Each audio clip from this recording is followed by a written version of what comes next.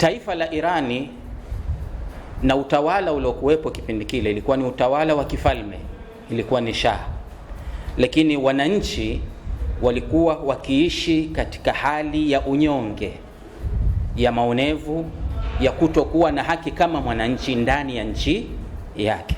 Hili lilimgusa sana kiongozi huyu Imam Khomeini.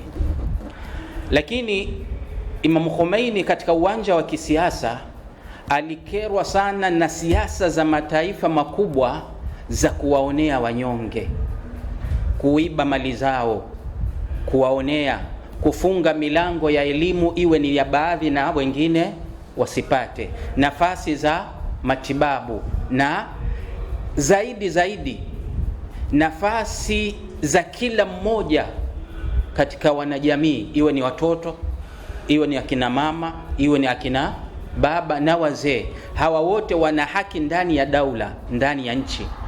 Lakini je, mataifa makubwa yanafanya nini kuelekea haki hizi za hawa watu au raia? Imam Khomeini akaja na nadharia. So, tusemi ni nadharia kwa sababu sisi Waislamu na hasa madhhabu ya Shia tunaamini kwamba Imam Khomeini alikuja kuhuisha ile misingi ambayo Mtume Muhammad alikuja kufanya nini? Kuisimika, kiasi ambacho ilifikia hatua Uislamu kama Uislamu unaangaliwa kwa jicho lingine. Imam Khomeini akasema Uislamu alouleta Muhammad ni Uislamu ambaye kila mwanajamii ana haki na anastahili apate haki yake. Hivi leo tunaona katika mataifa mbalimbali na siasa inayoendelea kuhusiana haki za mwanamke, na siasa hizi zinachezwa na madola makubwa. Lakini tuangalie uhalisia. Je, siasa zile zinakwendana na maumbile ya mwanamke na haki halisi ambazo mwanamke inabidi azipate? Acha hivyo vijana. Kwa hiyo Imam Khomeini alipokuja, na leo ukiangalia kwa tukifuatilia katika Irani, utakuta leo asilimia kubwa zaidi katika mashule masekondari na vyuo vikuu na hata katika maofisi ya kazi mwanamke ameshika nafasi. Bimaana alirudi akamrejeshea nafasi yake ya kwamba anayo nafasi ya kucheza nafasi kubwa katika nini? Katika jamii, kielimu na mengineyo. Na hilo alifanya nini? Alilifanya.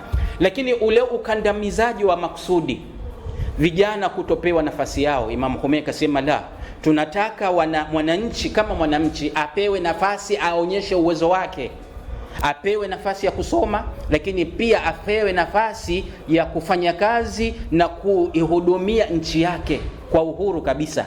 Na hilo ndilo alilolifanya. Leo utakuta katika nchi ya Imam Khomeini kila kijana anajivunia, kila kijana wako katika hali ya kushindana kwamba mimi yule kanitangulia na mimi nifike wapi katika kuleta maendeleo ndani ya nini na nchi na kuwahudumia nini wananchi.